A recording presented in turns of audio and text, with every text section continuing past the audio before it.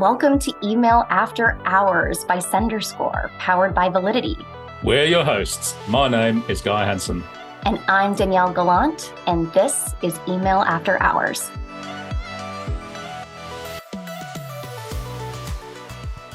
Welcome to our first episode of Email After Hours in 2025. We hope you all enjoyed some R&R over the holidays and are ready for another year of listening to Guy and I talk. And of course, our wonderful guests as well. It's a new year, and just like everybody else, we're talking about avenues for improvement. As we recover from the busiest season of the year, we are going to put the focus back where it should be on creating email campaigns and programs that subscribers love and how to do that. Joining us today, we have Alison Gootee, Compliance and Deliverability Enablement Principal at Braze. She spent years tackling email deliverability, compliance, performance marketing, all at the highest levels, of course.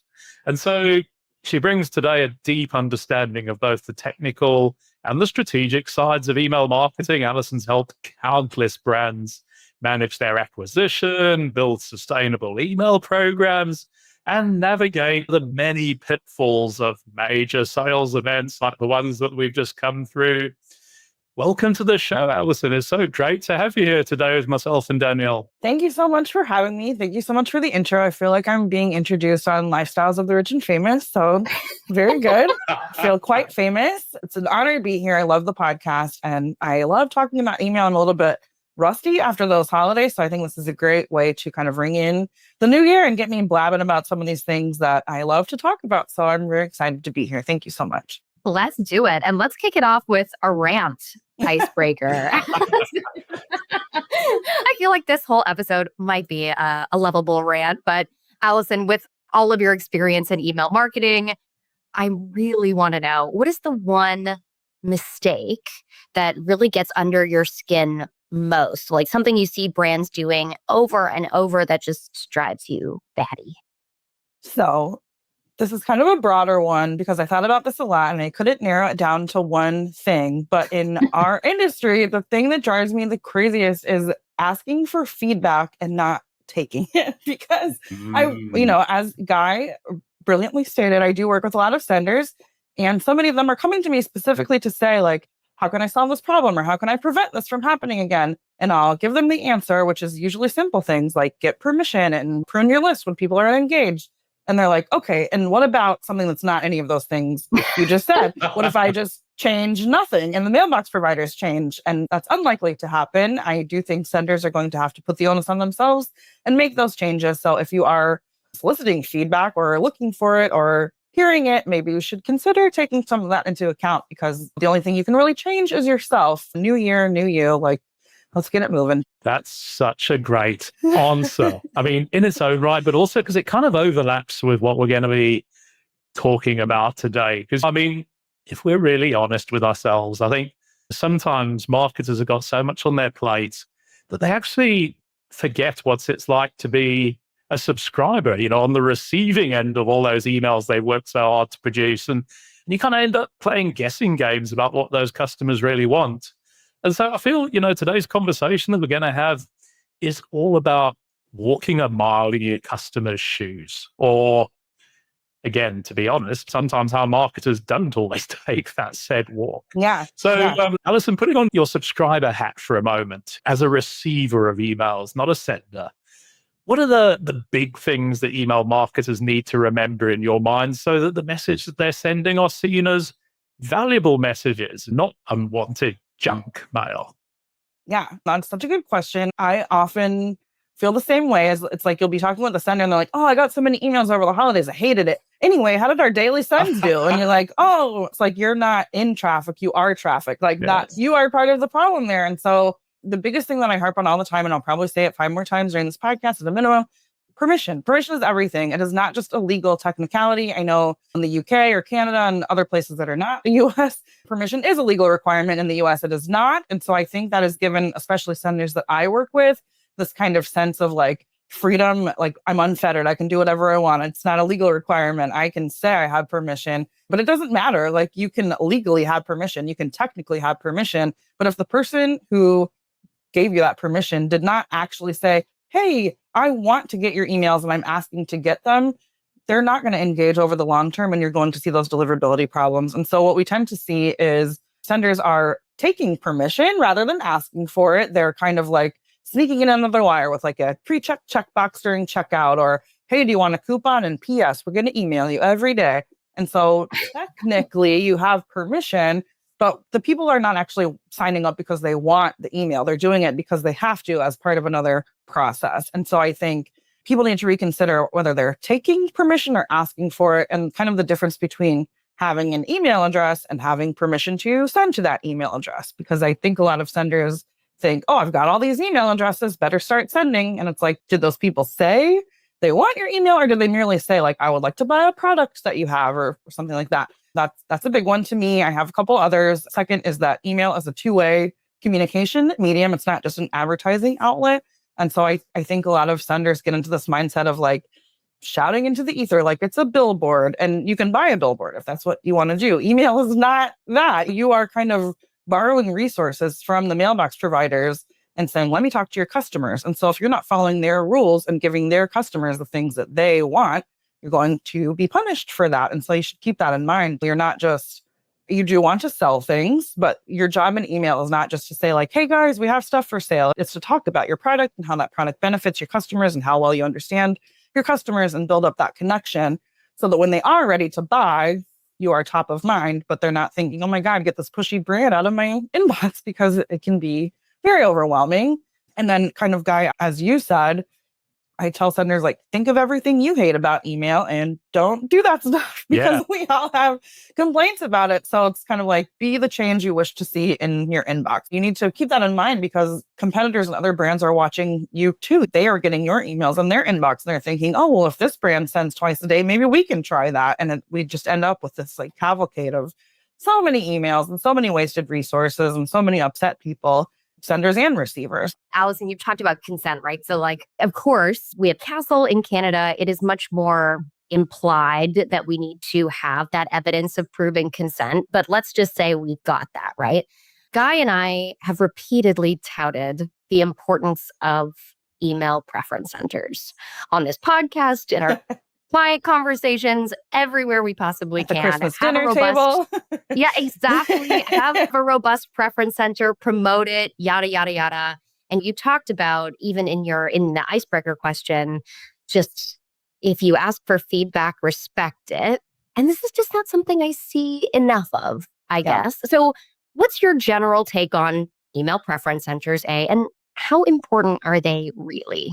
So I'm with you. I don't see it as often as I would like to. And I would really like to, because I, as an email recipient, there are certainly brands that I like getting their emails, but I don't need to hear from them super often. Like a clothing company, I'm going to talk about this more, but I buy a lot of fragrance items like candles and things of that nature. And I mean, you cannot burn a candle as fast as I get emails about the candles. And I think that if these senders would give me the opportunity to say, oh, I really only need to hear from you once a month, but don't leave me out, that would be so much nicer than me saying, oh my God, I really like this brand, but I'm going to have to sever ties with them completely, because there is no other option between like this inundation of daily or twice daily emails versus like a nice general cadence where I can kind of keep them in mind. So I think preference centers are totally underrated, undervalued, underutilized. I think in addition to a preference center in the email, senders should start asking for preferences at sign up. And even again in the welcome email, which obviously could double as your double opt-in confirmation email, which I think everyone should use too. And so I think if we could kind of do a better job as senders setting expectations and meeting those expectations, and also letting people edit those expectations later, the things that they want to hear from you. Because when I'm in shopping mode in the holidays, like I don't mind hearing from you every day if you're doing different sales every day, or if I have new people to shop for. But January, February, I probably don't need all those daily emails. And so if you could give me the opportunity to say I want to receive them less, I think that would be so helpful. I also think it's a great thing to add in the days of the one-click unsubscribe, where people are looking for like ways to hang on to more of their subscriber base. We do need to let them unsubscribe. You could say like, hey, do you want to hear from us less? Or do you want to hear different types of messages from us? But I think senders should get very creative and granular about the types of things that they're offering recipients control over, because as you guys alluded to earlier, like senders spend a lot of time doing guessing. And I feel like it's such a waste of time. You don't have to guess. You have them right here and they can give you feedback. And even a lack of feedback is still feedback. If people are not interested in answering your survey, like that's interesting too. How can you get subscribers who are more interested in talking to you? Or how can you get this feedback from another way? Or what kind of factors do you have that can kind of influence things that you're doing? So anyway, I do think it's wise to offer recipients that control over their own experience, even if they don't take you up on that offer, because any information is still valuable. Listen, I mean, here we are. We're still fresh off the 2024 peak sales season.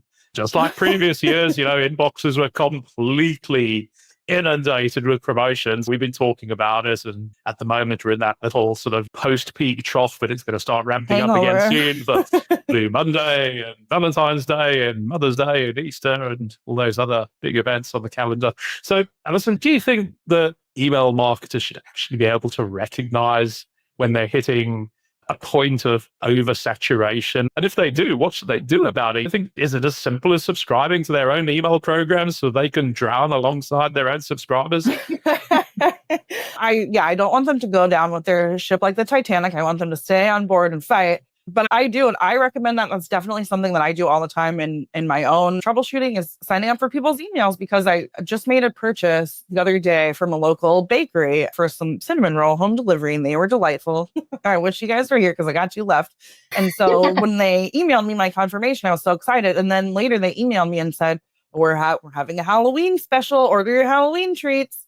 And I was like, oh, I think we're a little bit late. I think you learned that your ESP had an automation feature and you set this thing up and we're like past that. And so I emailed them and said, hey, I think you need to check this out. But it's just like a very small mom and pop shop. And so I'm sure they didn't know that much. But just little things like that, where as a new subscriber, maybe getting an experience that you totally forgot about or didn't know was happening or was a mistake or an accident. And again, this isn't judgment. People make mistakes all the time. You're using features of your ESP you may not be familiar with. And so I definitely think senders should do that. I know it can be tough when they do have so many competing emails and flows and things going on. So maybe they could create like a seed testing account, a brand new one that's just for new subscriber at our brand, trying to figure out what that looks like. I really enjoy that tactic. I think it's great. I hate the phrase eat your own dog food, but I think it's very much that sort of a thing where it's like, hey, you're sending this out. Let's see what that experience looks like. How would you feel? Because we are not our own best judges. It's easy to like flatter yourself and think our emails are amazing. Everyone would love to get them even 5 times a day, but that's probably not true. You can maybe even enlist the help of a friend at a different company or a partner or someone and say like, would you mind signing up for these and letting me know how annoying it is? Because I just don't have the ability to like view it through a lens where I'm not already biased. I think in addition to receiving your own emails, just always keep that subscriber fatigue in mind when reviewing your sending results all year long, because when we're talking about things like decreased engagement or increase in unsubscribes or spam complaints, that's one of the things I talk about is like, let's go through this user's history and see, have they been receiving too many emails? Like maybe they signed up with one email address and then made a purchase and they got entered into 2 flows, are now getting twice the emails as expected. Maybe we're just sending too aggressively for them. One thing that happens that bothers me so much, another rant incoming, when you buy something and then they immediately put you on their marketing list. And so like I bought some sent it home items and they haven't arrived yet. And they're sending me emails every day. You've got 10% off. You've got 15% off. And I'm like, I don't even know if I like your stuff yet. So why would I give you more of my money? Could you give it a couple weeks and then send that follow-up like, hey, did you like our products and do you want to buy more? But when they start emailing you right off the bat before you've even had a chance to get familiar with their product, it just feels like such a crash grab. Like, I'm not at your ATM. I am a person with needs, and you're not thinking about how your product fits into my life very well at all. So anyway, I think if your ESP offers an unsubscribe survey when people opt out and it says, are you receiving too much mail or what's the reason you unsubscribed? I think that can be very helpful.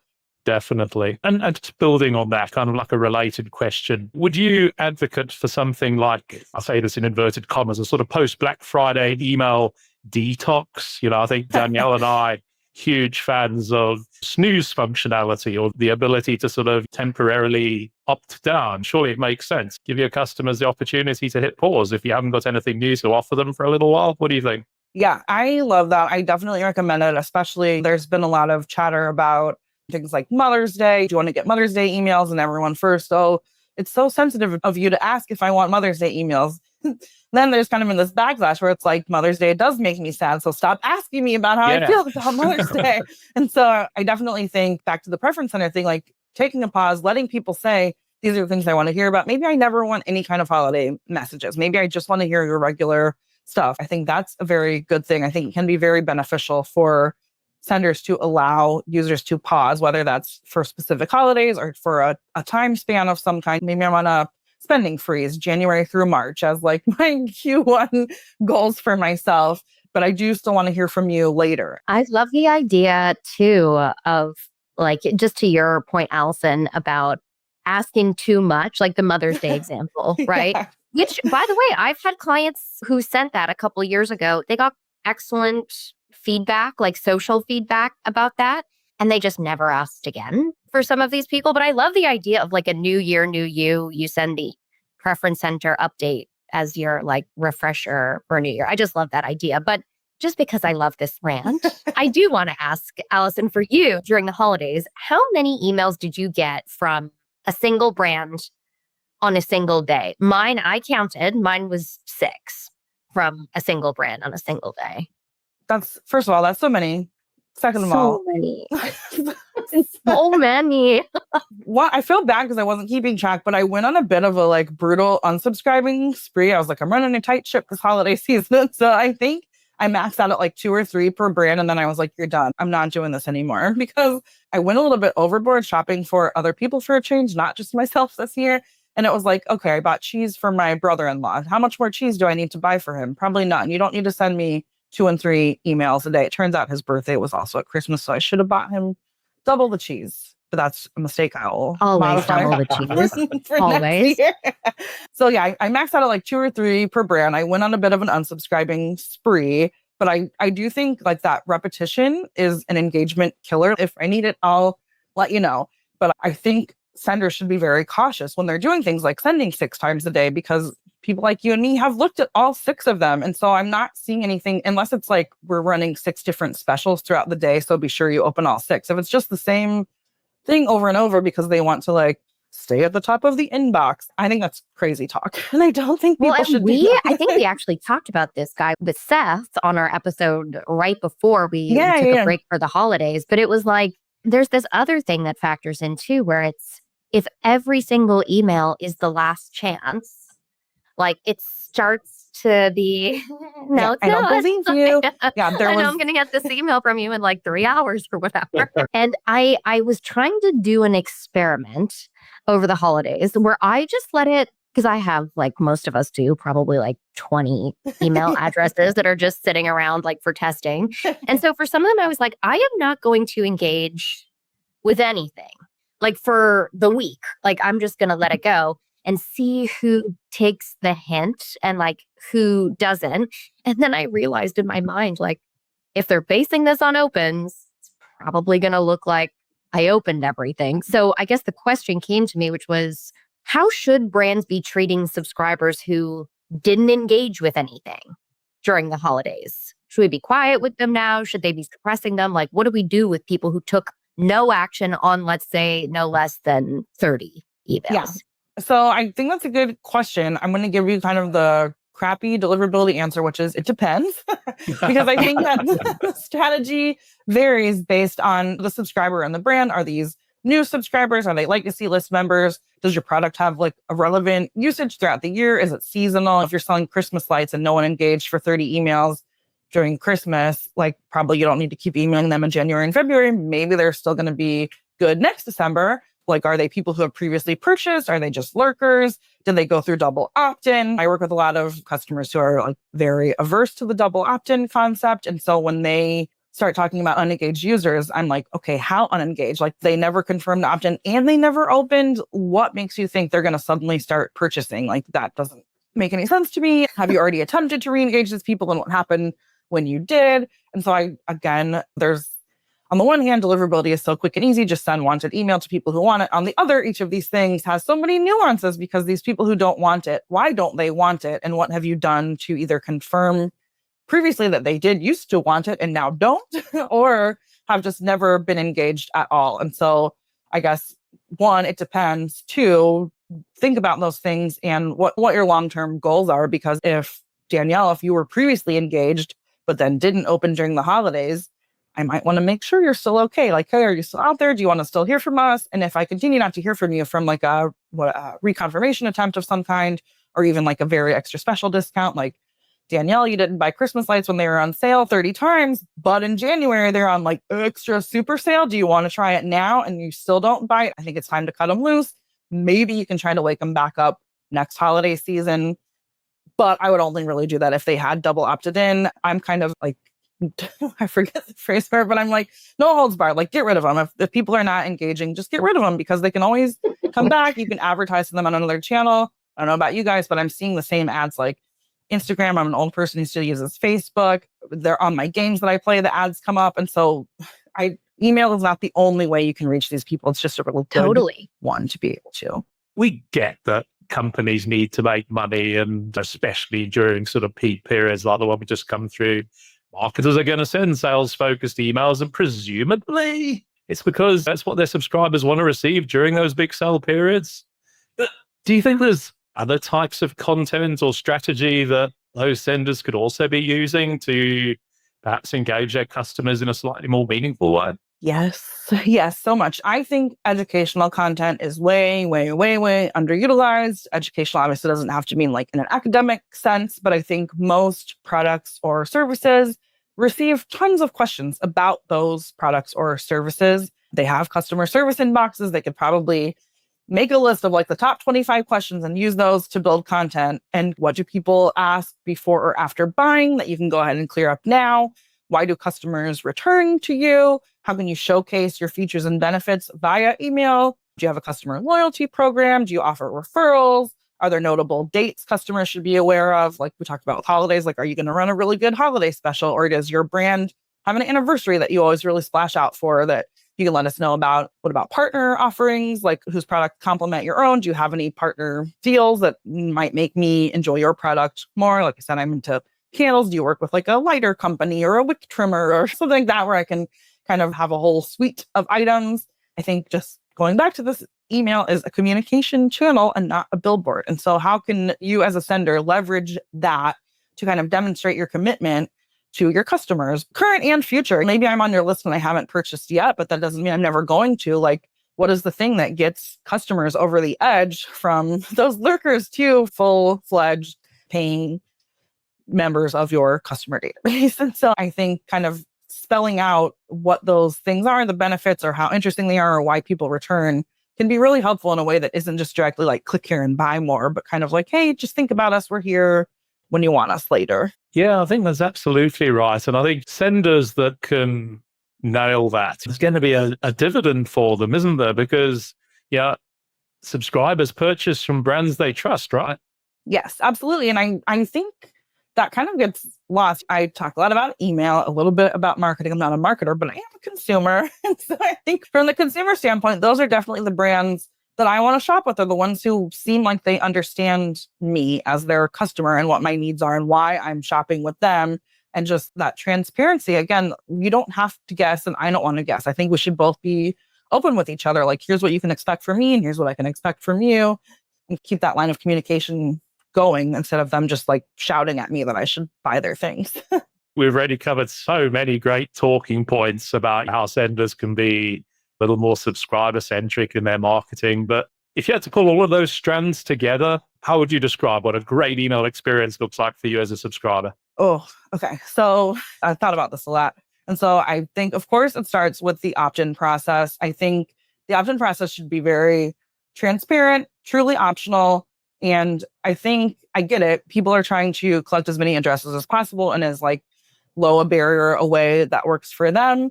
I am all about more barriers. I think it should be more friction in the opt-in process. I like to say that breaks are friction and they keep you from crashing. And so I think more friction during sign up is necessary, because a lot of times, like we talked about, permission is kind of treated as this like technical thing. Technically the checkbox was checked. And so we have permission. And that's just not accurate to me. I think people should have to like take explicit direct action to say, I want to hear this from you. I am choosing to do it. And so I think, one, they should ask for permission. 2, if you're asking for an email address, don't immediately ask me for my phone number, 2, as a requirement to get the thing that you just promised me. Hate that. I can't stand it when they say, we're going to give you 20% off for joining our email list. And then they're like, SMS 2, or else you don't get it. That's not what you said. You said email list. I would have never even given you my address if I knew the phone number was going to also be required. Oh, that bugs me so much. Anyway, post asking for permission. Always confirm that permission. Do the double opt-in. I don't know any subscriber. Maybe you guys can vouch for me on this, but I don't know any subscriber that has been like, oh, a confirmation email. I'm not going to confirm that. Gross. I think people are like, oh, that's the thing I just signed up for. Perfect. Like, yes, this is me. And yes, I meant to do that. I'm not sure why. Not sure why there's such a reluctance to not send to people who do not confirm they want to be your friend. I'm too biased at this point because anytime I see one of those confirmation emails after I sign up for something, I'm like, oh, you angel, you wonderful brand. Thank you for doing this. I'm going to go buy something right now. I was going to say, given that we're all sort of deliverability at heart, let's have a deliverability specific question as well. So we know that when you've had a big sales period like the one we've just been through, deliverability often takes a hit, not just during the period itself, but often there's a bit of an aftermath there as well. Yeah. So do you have any quick wins for email marketers after a big sales season like the one we've just been through? It's a good opportunity to assess the health of your email program and maybe sort of think about your list quality and your sender reputation and how to put them back on an even keel. So no, I don't think there's any quick wins. I do think the quickest win in deliverability is typically just reducing volume, sending to only your cream of the crop, best subscribers. You could try bribing someone at Google. I don't know that would work, but in my experience, recovery from a misstep just takes time and commitment. And so on the one hand, it's a bummer that I can't say like, do this one crazy thing and fix your, you could stop sending. That'll fix your reputation very slowly, but then you'll have to start over and rebuild it. But I just think, again, the good news about email is that it keeps going. It's not ending tomorrow. You still have your list. You can still send to people. You can still do other things. And so I think if you are struggling, now's the time to like reset and think about what you want to do. Start from scratch, send to those best subscribers, build up your content, and plan ahead for next holiday season so that you don't have a redo of what happened this year. Like, take a very close look at those results. What did go wrong? Were you sending Danielle 6 emails a day and she was like super sick of it, even though you thought she was opening every single one of them? It's exactly what we see, though, because especially after Google and Yahoo's 2024 requirements were enforced, I got a lot of questions that were like, I'm meeting the 3 requirements. Why are my emails still going to spam? It doesn't make any sense. And it's this common misconception that deliverability issues are purely just a change setting or a tick box. Exactly. We are having such fun with this conversation, and it almost feels like a shame to bring it to an end, but never we have to, I'm afraid. But we do have one final quick question for you, Alison. So here we are.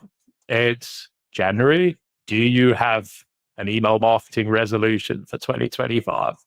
This is such a cop-out one, but it's valid and it's true. And it means I get to check it off the list for the whole year and I've accomplished all my goals. I'm totally set. It was get on this podcast. Done and dusted. I have accomplished that. January 7th, check it off the list. I'm good to go. This was amazing. I have had such a good time. My resolution really is to just continue to help senders. I love email. I love talking about email. I love when it clicks for senders, when they finally are like, oh, I get it. I was lucky enough to be able to present at our own company conference in September. I just did a very basic, like, deliverability kind of 101 here, my 5 foundational pillars. And one guy, after the presentation was over, got up and he said, do you mean to tell me that the way people respond to my emails affects inbox placement for other people? And I was like, yes. And so that, on the one hand, I was like, oh my God, this dude's been sending emails like 20 years and didn't know this. But on the other hand, I was like, oh, he got it. Then it felt so good. So anyway, if being on this podcast helps facilitate that for anyone who's listening, that would be amazing. But coming on here was such a great opportunity. I appreciate it so much. I had such a good time. I have learned so much from you too. And I can't wait to hear more episodes in the future. Thank you so much for letting me be here. And we've got to have you back. And also, I aspire to your level of resolution execution if we're on the 7th and that's been done. But Alison, thank you so much for sharing your valuable insights and your expertise with us today. For listeners that are interested in connecting with you or learning more about your work, what's the best way for them to reach out? please follow me on LinkedIn. I post a meme pretty much every Wednesday, a meme that is deliverability related, inspired by recent events. And I post kind of a blurb ruining the joke, but explaining why it's funny to me and how it's relevant to senders or what I have experienced. It's become very helpful because especially on Email Geeks, like we talked about, or customer tickets that come in, I've had this whole repository of memes now with explanations where I can say, oh, you said you hit a spam trap. Here's a little cartoon about that for you. So anyway, Alison Gootee on LinkedIn. Would love to meet you and be connected. If you are a sender who needs help, I'm always happy to answer questions. As you might have guessed, I could go on far too long. So keep it in email because then you can tell me to shut up whenever you want. Stop reading. Anyway, yes. And just one final word. Danielle and I are always super proud of our great guests who join us on Email After Hours. And we're always looking for new ones to join us for future episodes. If you, as one of our listeners today, want to join us for an upcoming episode, drop us a comment, ping us on LinkedIn. You can fill out the guest form, link to the show notes. Thanks for listening, and we'll see you all again in 2 weeks' time. Thanks, everybody. Be sure to tune in next time and hit subscribe so you don't miss any future episodes. And don't forget to visit senderscore.com for loads more great resources to help you become a stronger sender. To all you sleepless senders out there, thank you for joining us after hours, and see you next time.